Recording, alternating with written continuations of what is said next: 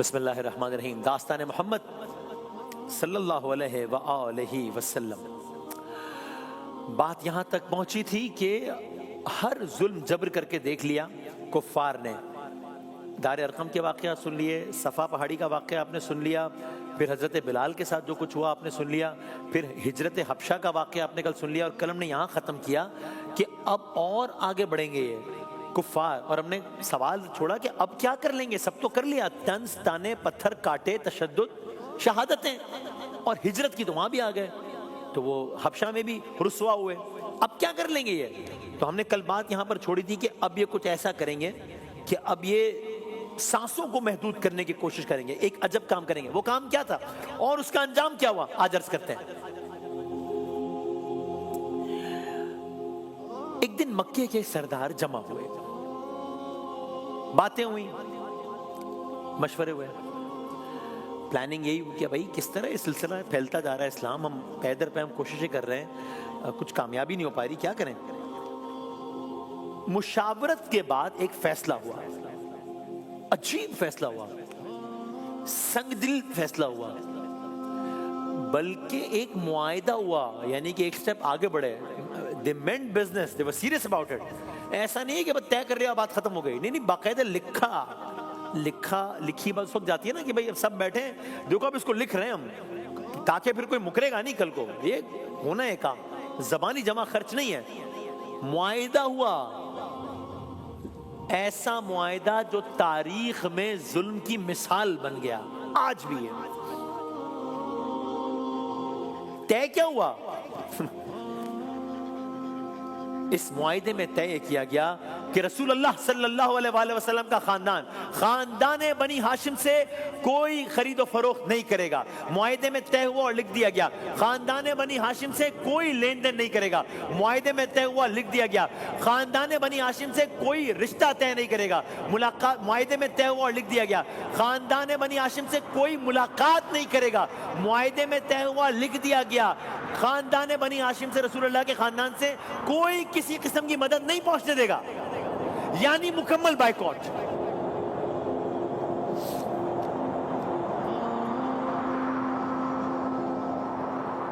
اس خاندان سے کسی قسم کا کوئی تعلق نہیں رکھے گا. آپ اس کا مطلب سمجھ رہے ہیں؟ بھائی اس معاشرے میں رہ رہے ہیں، ایک سوسائٹی میں ایک فیملی، ایک خانوادہ رہ رہا ہے، اس کو آئسولیٹ کرنا ہے. اس کا مطلب کیا ہوا؟ اس کا مطلب یہ ہوا کہ جب صبح ہوگی اور بھوک لگے گی اور کھانا کھانا ہوگا تو بازار جائیں گے نا کھانا خریدنے کے لیے، تو دکاندار بیچے گا نہیں. اس کا مطلب کیا ہوا؟ اس کا مطلب وہ ایک سوسائٹی میں رہ رہے ہیں، جب اگلا دن آئے گا تو لوگوں سے ملیں گے نا، تو کوئی بات نہیں کرے گا. اس کا مطلب کیا ہوا؟ اس کا مطلب ہوا سوسائٹی میں ایک فیملی، ایک خاندان رہ رہا ہے تو نسل آگے بڑھے گی نا، رشتے ہوں گے نا، کوئی رشتہ نہیں طے کرے گا. مقصد صاف تھا، رسول اللہ کو صلی اللہ علیہ وآلہ وسلم کو تنہا کر دو اور ان کے قبیلے کو، خاندان کو اتنا کمزور کر دو کہ وہ خود ہی رسول اللہ کو روکنے پر مجبور ہو جائیں، معاذ اللہ. ایز آئی سیڈ، وہ صرف ملے نہیں، صرف کچھ طے نہیں کیا، بلکہ لکھا. بات آگے بڑھاتے ہیں. معاہدہ لکھا اور اسے کعبے کے اندر یا کعبے کے پاس لٹکا دیا گیا. اس چیز کی بڑی سمبولک سگنیفیکنس تھی اس زمانے میں، یعنی اس وقت مکے کی بریکنگ نیوز ہوگی ہے، سب سے بڑی خبر ہوگی.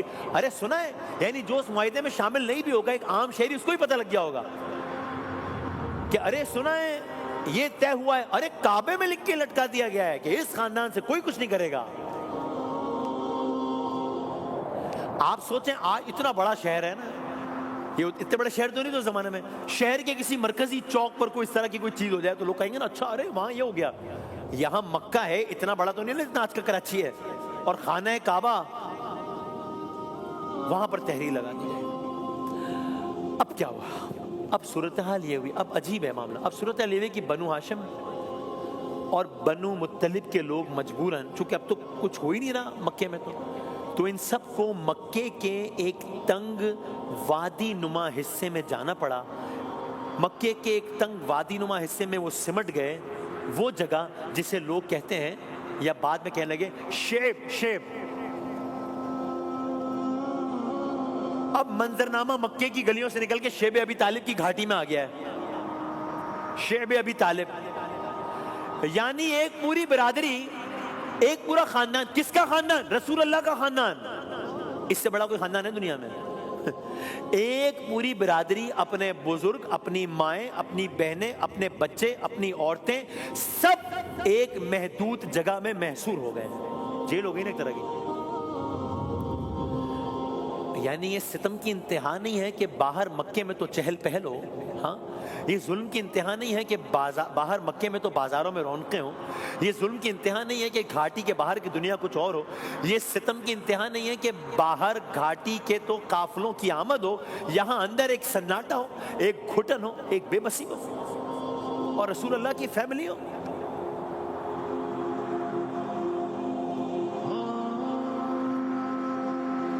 بازار لگتا ہے تو بنی ہاشم کے لوگ خریداری کے لیے آتے ہیں، لیکن تاجروں کو پہلے ہی حکم دیا جا چکا ہے انہیں کوئی کچھ نہیں بیچے گا. ایسا بھی ہوتا ہے کہ دور سے کوئی قافلہ آتا ہے، بنی ہاشم کچھ خریدنے کا ارادہ کرتے ہیں، قریش کے لوگ پہلے پہنچ جاتے ہیں، سارا سامان خرید کر ختم کر دیتے ہیں تاکہ ان لوگوں کے لیے کچھ نہ بچے. یہاں تک کہ اب بڑا سخت مرحلہ شروع ہوا، یہاں تک کہ اب وہ دن آئے جب کھانے کی قلت حقیقت بن گئی. شارٹیج آف فوڈ، کھانے جو کچھ سٹاک تھا وہ ختم ہونے لگا. اب کئی دن چولہا نہیں جل رہا.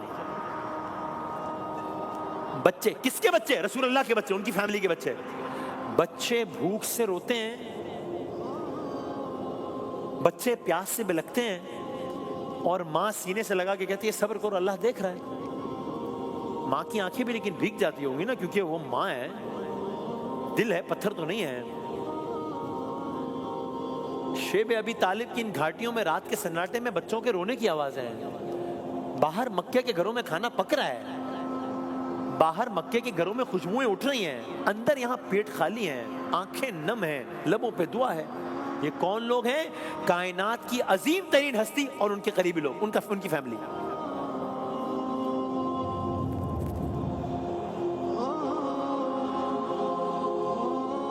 میں آپ سے کیسے عرض کروں کہ میں نے علماء سے سنا کہ شدت اتنی بڑھ گئی، میں نے کتابوں میں پڑھا کہ شدت اتنی بڑھ گئی کہ یہ نوبت بھی آئی کہ لوگ درختوں کے پتے تک بھی چبا لیتے ہیں رسول اللہ کی.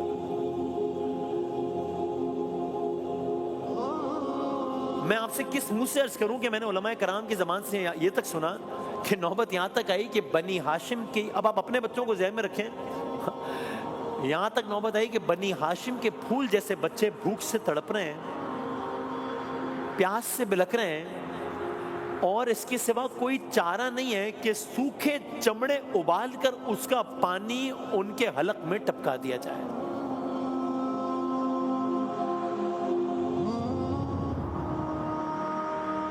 بوڑھے کمزور ہونے لگے ہیں، بچے دبلا پن اڑنے لگے ہیں، عورتوں کی آنکھوں میں تھکن آ گئی ہے جو زبان سے اور رسول اللہ دیکھ رہے ہیں، رسول اللہ سب دیکھ رہے ہیں.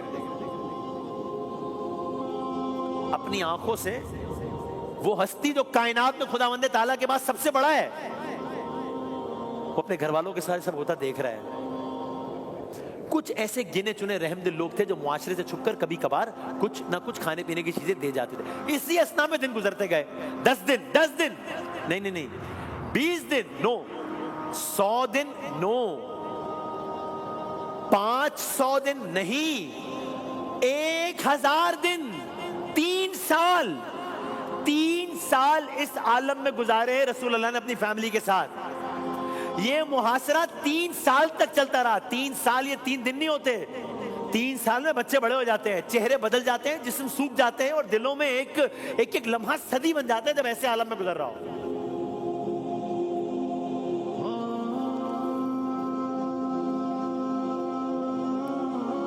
سو دن رات، ہفتہ، مہینہ، مہینے، سال، 2 سال، 3 سال، ایک لمحہ صدی بن کے گزر رہا ہے.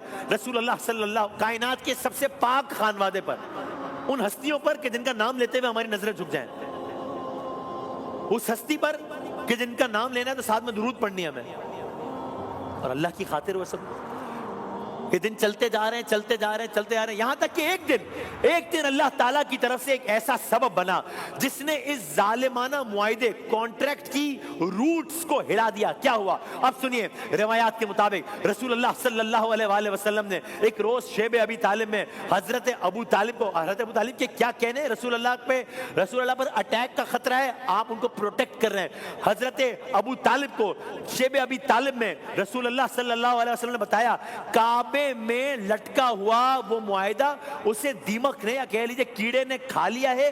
اس معاہدے میں لفظ اللہ بھی لکھا تھا، صرف اللہ کا نام یا وہ حصہ باقی رہ گیا ہے جس میں اللہ کا ذکر ہے، باقی یہ معاہدہ ختم ہو گیا ہے۔ یا رسول اللہ صلی اللہ علیہ وآلہ وسلم،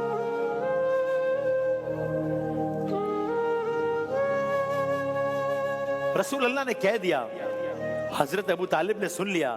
آپ کانفیڈنس دیکھ رہے ہیں حضرت ابو طالب کا رسول اللہ صلی اللہ علیہ وآلہ وسلم میں کہ کیسے ڈھال بن کے کھڑے ہیں کہ بس محمد نے کہہ دیا صلی اللہ علیہ وسلم، بات ختم ہو گئی۔ حضرت ابو طالب نے یہ سنا، اب حضرت ابو طالب قریش کے پاس گئے، حضرت ابو طالب نے سنا مکے والوں کے پاس گئے، اب حضرت ابو طالب ہیں اور مکے والے ہیں، حضرت ابو طالب ہیں اور وہ لوگ ہیں جنہوں نے بائیکاٹ کیا ہے، اب حضرت ابو طالب ان سے مخاطب ہے۔ ایک سخت لیکن کیا باوقار بات کی حضرت ابو طالب نے، کہا اگر آپ کانفیڈنس دیکھیں ان کا رسول اللہ پر، اگر میرے بھتیجے کی یہ بات سچی ثابت ہو گئی تو تم اپنا ظلم ختم کرو گے، اگر ان کی بات غلط ثابت ہو گئی تم جو کہو گے میں مان لوں گا۔ قریش چیلنج پر تیار، سب نظریں خانہ کعبہ پر، اب قدم بڑھ رہے خانہ کعبہ کی جانب، چونکہ اس کعبے کی تحریر پر جو ہوگا اس سے مستقبل کا تعین ہوگا کہ کیا ہونا ہے کیا نہیں ہونا، شیب ابی طالب کے دن جاری رہنے ہیں یا نہیں رہنے۔ اب سب جا رہے ہیں خانہ کعبہ کی طرف، سب کی نظریں کعبے پر، سب کی نظریں اس لٹکے ہوئے معاہدے پر، یہاں تک کہ اب یہ سب کعبہ پہنچے ہیں۔ کعبے میں عجب عالم ہے، دلوں کی رفتار تیز ہے۔ اب جو معاہدہ اتارا گیا تو دیکھا واقعاً لکھائی کے بڑے حصے مٹ چکے ہیں، کھائے جا چکے ہیں، پورا کاغذ اپنی ذلت کی گواہی دے رہا ہے۔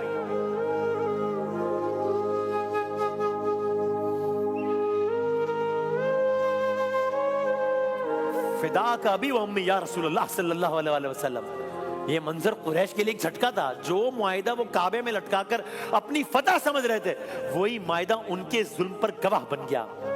شیب ابی طالب کا معاشرہ ختم ہو گیا، آزمائشیں ختم ہو گئی۔ نہیں، یہ میں نے غلط کہا، یہ والی آزمائش ختم ہو گئی، آزمائشیں ختم نہیں ہوئی۔ ابھی رسول اللہ کی زندگی میں ایک ایسا وقت آنا ہے جس نے آپ کے دل کو بہت گہرا غم دیا ہے۔ اب کیا ہوگا اس سے زیادہ؟ جو بات باتوں سے شروع ہوئی تھی، تانوں تک بڑھی، کانٹوں تک پہنچی، تشدد تک پہنچی، شہادتوں تک آئی، حبشہ تک گئی اور شیب ابی طالب پر آ گئی۔ اب اور کیا ہوگا؟ ایسا ہوگا کہ جو کہ آپ کے دل کو گہرے غم میں ڈبو دے گا۔ رسول اللہ کو اب کیا سہا ہے میرے اور آپ کے رسول نے؟ کلرز کریں گے انشاءاللہ۔